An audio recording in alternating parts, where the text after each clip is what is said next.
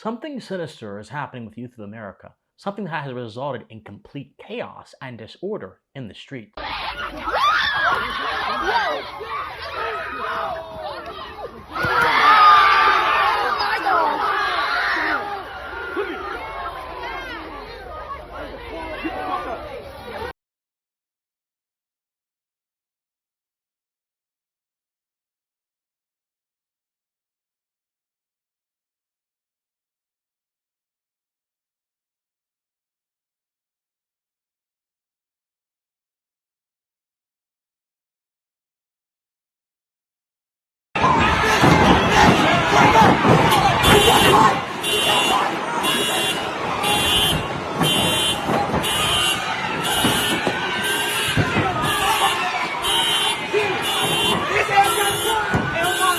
If this problem is not addressed, the future of America, which is directly carried by its youth and is also meant for its youth, for our posterity, will remain uncertain, and society, American society, will continue on its pathway towards decline. But in this video, my friends, I will be explaining how we can reorient American society back to the right track, and how we can address these issues in a way that will not just satisfy them temporarily, but will also satisfy them in a way that restores the confidence that we ought to have in the future of our great country. But before we do that, my friends, I hope all of you are doing well. I am Christian Watts. Thanks so much for being here. You are watching Pensive Politics, a civic conservative philosophical project geared towards the restoration of the philosophical principles of the American founding into our modern age. Thank you guys so much for being here. Now, please enjoy the video. So, the phenomenon of teen takeovers, which was represented in some of that footage that many of you just watched a moment ago, has taken the discourse by storm. And many people have tried to describe teen takeovers as a result of a cultural decay, or even as a result of a lack of parenting and a lack of home training. And I think the interesting things about these two perspectives is that they both touch on a valid point of observation that ought to be made when we observe these kinds of things. But they ultimately miss the mark because they do not touch on the foundations of the problems that we now see manifesting in the form of teen takeovers, and also in other things that would seem to demonstrate the same kind of illness moving throughout our culture. We have to understand, my friends, that it is better to observe foundations than it is to look at effects. Anyone can look at the effects of something and point their finger towards that effect and say, oh my goodness, and indignation, this is terrible. And that is good for outrage. That is good for click farming on social media and getting cheap and vain attention. We have a problem with the vain fascinations in our society where we focus on something that attracts our attention but doesn't speak to our heart or our mind or our conscience, and therefore leaves us ill-formed and causes us to be like dogs being trained up by Pavlov's conditioning, chasing little breads and circuses that actually don't matter in the long term, either to our formation or the formation of our country. But that's a different video for a different day, my friends. Back to teen takeovers. We have this tendency in this culture to be focused on this kind of stuff. But foundations create effects. And foundations actually allow us to examine what brings about undesirable things within society. And then once we look at foundations, we can discuss how to create better effects. The relationship between cause and effect is very important when trying to diagnose any problem in society and trying to fix any problem in society. And so when you look at the teen takeover situation through that lens, I don't just see a bunch of rabid youths who haven't been taught well at home. You can teach someone all the right things at home, and they can still end up being an absolute disaster of a citizen and an absolute disaster of a person. You can teach someone all the right things at home, and they can still end up doing all the wrong things outside of the home. It's not teaching them all the right things that quite matters. It is also ensuring that they have the correctly formed character to be able not just to take what they have learned from the home, but to also continue to generate moral and ethical insight when they leave the home and as they walk through society. A man who has been taught all the rules without having the proper mindset and the proper worldview and the proper perception and the proper formation of character to appreciate the rules and then also identify where the rules ought to be acted out in his own life is someone who will be taught the rules and will observe the rules for the sake of a particular environment, but once he is removed from that, he will be like a sponge sucking up in the rules of the new environment he goes into. And I think this is exactly what is happening with the teen takeovers, and it actually reflects the cultural illness that we have right now in American society. Our problem is not so much cultural decay. Culture is decaying, but decay signifies that there was something rotten within the culture to begin with. An American culture within principle and also as practiced out through observation through 250 plus years of social development has inherently nothing wrong with it because it is an ethos-based culture. There are things that happen within our society that are not so good, but ethos-based cultures are able to correct themselves and they're more flexible because they are based upon a fundamental idea or a fundamental claim. And so American culture has actually produced quite a lot and has flushed out and corrected a lot of the nonsense that has been attached to it. Very few countries could flush out an attempt to split the nation. Very few countries could flush out domestic terrorism from the radical left and also the extreme radical right in the terms of the Ku Klux Klan and then the anarchists of the early 20th century. Very few countries could survive such a massive change and challenge to their fundamental structure, which is what the progressive era in the 20th century did by rejecting the Constitution, rejecting America's foundations, and trying to reorient us to this technocratic sort of fourth branch of government-oriented expert class governance, which has done nothing but wreak havoc upon our nation through the emergence of the welfare state, through the detachment of political leadership from the electorate populace. Our culture, our ethos-based culture has been able to correct a lot of the mistakes made in American society. So the culture is not the problem. The problem is the anti-culture. And it is the anti-culture that is directly behind the emergence of teen takeovers in our society. And it is the anti-culture that we have to prosecute, that we have to examine, that we have to understand, and we have to deal with if we are going to ensure that we can have a society where you can walk down the street and not get harassed by a gang of ravenous youths who think it's fun, and we'll come back to the issue of fun in a second, to do so. We can have a society where you can go into a store and everything is not walled off and locked up because the incidences of youth violence or the possibility of a crowd overrunning in a burst of passion and destroying things is so high. We can have a society where you can actually look at the youth and say, this is our posterity. And this is why we perpetuate and continue the society. When you act in society, you're not merely acting for yourself. You are also acting for posterity. Each generation carries the weight and carries the task of the previous generation, especially in an ethos-based society, because the moment the ethos, the principle, the proposition goes away is the moment the foundations of the civilization crumble and there's nothing left to give because we have ruined what was given to us, which is why as social animals, we have to be good stewards of what we were handed, but ensure that what we were handed can be attuned to the right foundations and then taken in its proper form. So in other words, we don't just praise the past because it's the past. Only the vain mind does that. We praise the good elements of the past, we bring those into the future, and then we exclude the bad elements of the past, and we continue to carry and walk along in the work of our ancestors, in the work of moral righteousness to ensure that our civilization can succeed. But in the anti-culture, this continuity between the rightly ordered past and the present and then the rightly ordered future doesn't exist. It doesn't exist because the anti-culture cannot support the ambitions and the goals of the actual culture. So let me explain, kind of bring this all home. What is culture, my friends? Culture is the customs, habits, norms, practices of a particular people in a particular place at a particular time. That is culture. When someone says there is a British culture, when someone says there is cultures of different kinds of countries, we tend to understand what those mean because of the habits of the people that are within those cultures, so on and so forth. We tend to understand what those mean, and we can actually identify those cultures by certain habits. So that's what culture actually is. But culture also has another element that is oftentimes taken for granted, and that is culture is fundamentally social.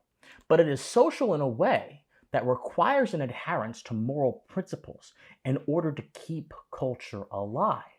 So culture, true culture, actually has a moral principle hidden within it, and that is the moral principle of sociability. And this is where we get into the issue of foundations that I was talking about. So where does culture come from? Culture does not merely come from habits or practices or customs or geography. I saw some person say that culture happens because of the geography of people in a shared area. Well, that is not entirely true. Culture may manifest differently according to different geographies, which is why we have something called nations, and why nations are actually a good thing. But culture emerges from a source that is common to every single person in the world, because culture emerges from human nature. There is a principle in human nature that was termed sociability. Sociability is merely the desire for man to enter into mutual social intercourse with other people. And from that arises society, and from that arises civilization. But the reason why sociability is morally significant is because moral principles do not simply exist to govern our behavior isolated from everybody. Moral principles exist for the express purpose of governing our behavior amongst other people. So sociability is not merely what moves us towards other people, but it's also the same principle which compels us to act a certain way, to act properly towards other people. And from sociability, our sense of morality and ethics arises, which therefore means that our morality and ethics actually arise from human nature. They actually have an objective basis in reality that comes from our shared nature as human beings, as social animals, not merely from power or institutions, which is the common nonsense and claptrap that tends to be touted around today when it comes to talks about morality. Oh, it's a social construct. No, no, no, no, no. Social constructs exist because of morality. Morality does not exist because of social constructs. Get that order correct. Do not inverse it, because if you inverse it, you'll be confusing yourself and everyone else, and you will not be able to utter a statement that is worth listening to any sensible and rational person that exists in the world or will ever exist, because it's just nonsense. I have a low tolerance for nonsense, my friends. Low tolerance. So continuing. So if sociability is the basis of our ethics and knowledge, our morality, then that must mean that this inherent drive for society has to characterize human behavior, and it does. Human beings, as human beings, we have to have a obligation towards certain kinds of behaviors until we're the same from other kinds of behaviors if we are going to keep sociability alive. And culture exists to train the manners and habits of people, not just according to the peculiarities of their particular area, but particularly according to their human nature. So that which conforms with a properly ordered human nature also becomes moral. That's why we have an obligation to justice, which is the abstaining from property, possessions, and things, and also the protection of covenants and promises, and also the establishment of a society that respects these things as well. Fidelity, which is the Latin fides, and which comes from Latin civitas as well, which is that the sense of trust and faith that every social interaction, the existence of every social institution, the existence of every social setting actually requires. Without fidelity, you can't even go to the bank or the grocery store without that whole thing crumbling around. Fidelity is essential. And then veracity, which is not just the habit of pursuing truth, but it's also the practice of seeking out truth and trying to find truth and telling the truth within society. Also an indispensable obligation that social animals and society itself cannot exist without. If those things crumble, society does not exist. These are indispensable moral obligations, which culture exists to keep us oriented towards. Now, within human nature, there's not just our social nature.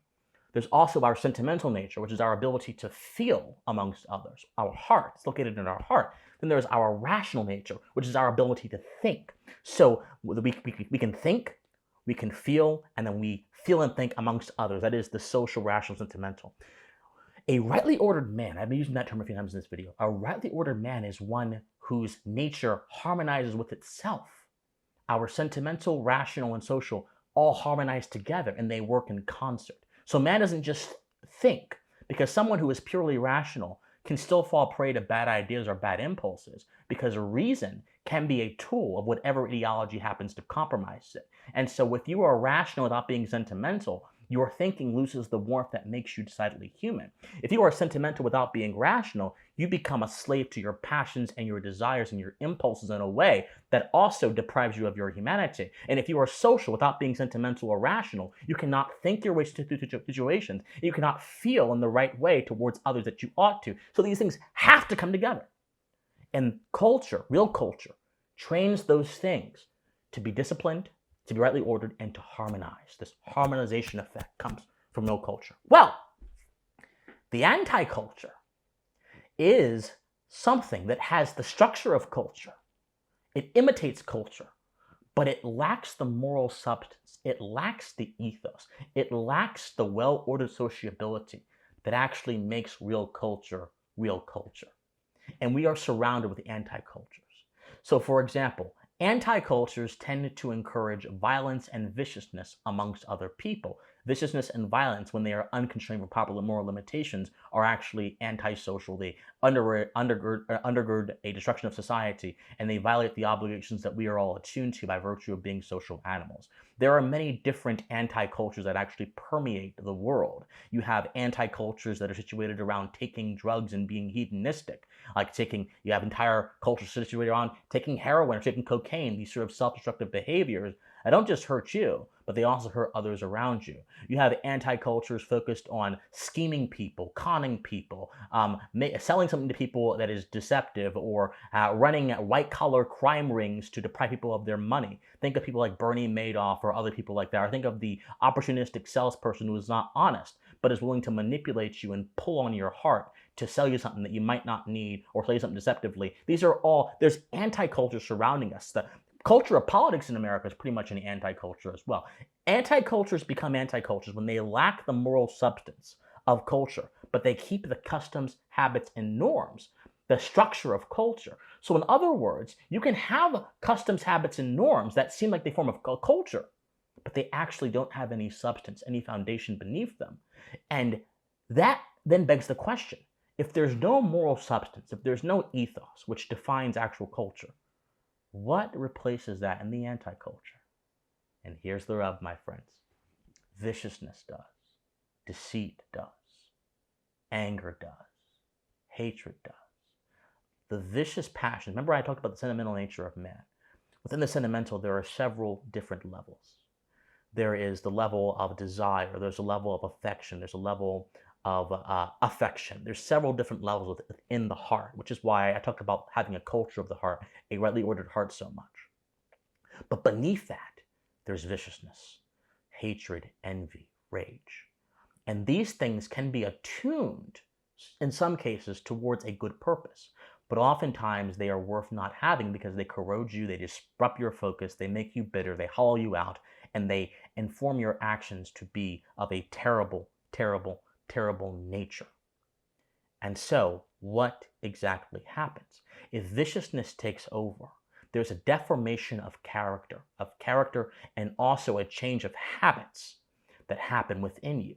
And when your habits are characterized by viciousness, and when your habits are characterized by deformation of character, the duty and restraint that keep society together, those obligations I mentioned, can no longer exist. And the ethos that defined real culture also can no longer exist within the presence of this, which is why you have entire subcultures of violence, gang violence, all kind of different organized crimes that exist, and they seem to flourish.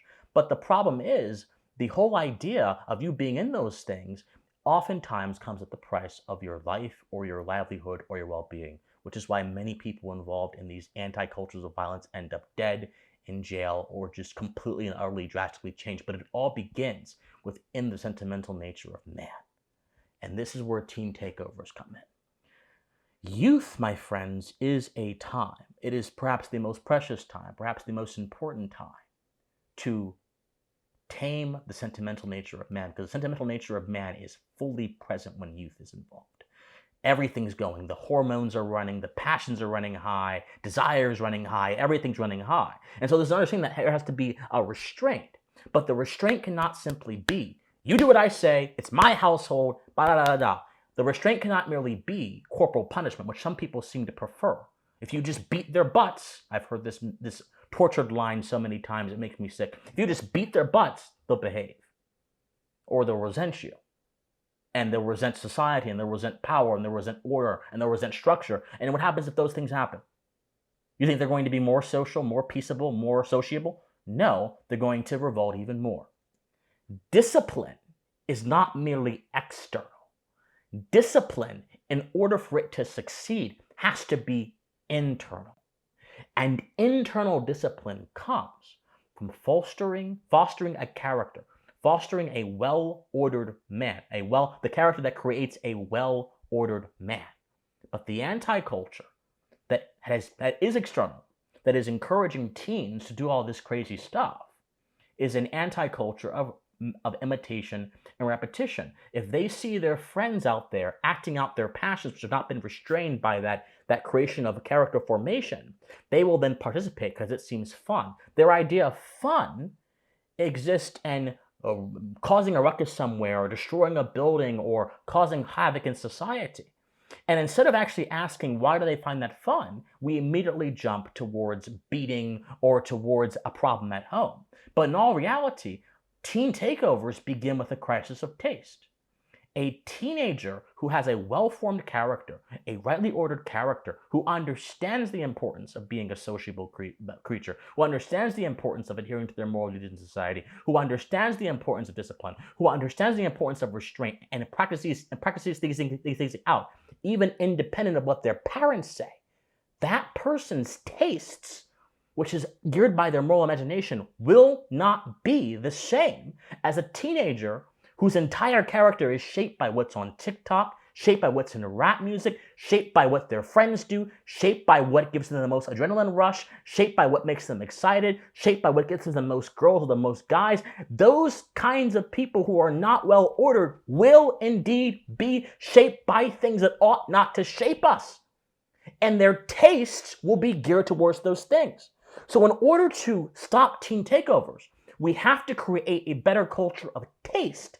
And how you create a better culture of taste? By emphasizing a real culture governed by sociability, understanding what it means to be a sociable creature, ensuring that there is a character formation within the youth by giving them moral education, which then helps form them, and then also doing your best to ensure that things that seem cool or things that seem out there and that seem adrenaline exciting are changed in emphasis. Winning a spelling bee competition, writing a good essay, doing a work with your hands, creating something, doing a good deed in the community, these things should be what gives people adrenaline rushes. And the only difference between those things giving adrenaline rushes and the other giving adrenaline rushes rests solely in the culture of taste. So teen takeovers do come, however, from an anti-culture where viciousness is in full force and actual real culture is absent. So the solution is not to throw out our current culture. It's not to claim that everything is horrible and bad. It is instead to recognize that anti-culture is the problem, that anti-cultures exist all around us, and to contend with anti-cultures by putting forth their antidote, which is fundamentally and always has been the moral education that forms character, shapes duty, harmonizes human nature with itself, creates healthier consciences, creates better cultures of the heart, creates better cultures of the mind, and most importantly, informs taste in a correct direction. It's a kind of stewardship. And speaking of stewardship, here's a word from our video's partner, Revelation Gold Group. In uncertain times, and it seems the world around us is in a constant state of change. In times of constant flux, you must have a source of stability for your finances and your future. Gold, my friends, is one such source of stability because it doesn't depend on politics, your bank, or the whims of a policymaker. That is why I'm happy today in this video to partner with Revelation Gold Group. They can help you establish stability outside of our ever-changing system so that you can own your own precious metals. Go to revelationgoldgroup.com, have that in the link comment section down below as well, in the description down below as well, to figure out how Revelation Gold Group can help secure your savings in your future. So my friends, moral education and moral formation must precede the enforcement of discipline and punishment and memorization. Moral education and moral formation must precede outrage. Moral education and moral formation must precede simplistic solutions to complex problems. Moral education must be where we begin. If we do not begin here, we will not end up anywhere, at least not anywhere that we want to end up. And as someone who loves his country and someone who wants to see the best for his country, I would rather see us end up in a place where our posterity aren't just given the country, but as they grow, they are carrying the country on their backs through their own will, through their own desire, guided by a rightly ordered character. We can have that if we can identify the foundation of the problem and address it, not with outrage, but with inquiry and with prudence. And we only do that by understanding what it means to have a true culture and pursuing that in our own lives. My friends, like, share, comment, subscribe, do whatever you can. If you enjoyed this video and you enjoy philosophy, and you're a young thinker, importantly, I would encourage you to join the Pensive Cohort, which is my collection of young thinkers that are going to go out there into the culture, read the philosophers that helped found America, and then use their own intellectual authority to push their ideas into the culture. Join our Discord if you wish to do that. If you wish to support me, go to revelationgoldgroup.com's website and help you plan your retirement. That would be an awesome thing. My friends, study history, study philosophy, remain morally convicted, and please stay pensive. Bye, guys.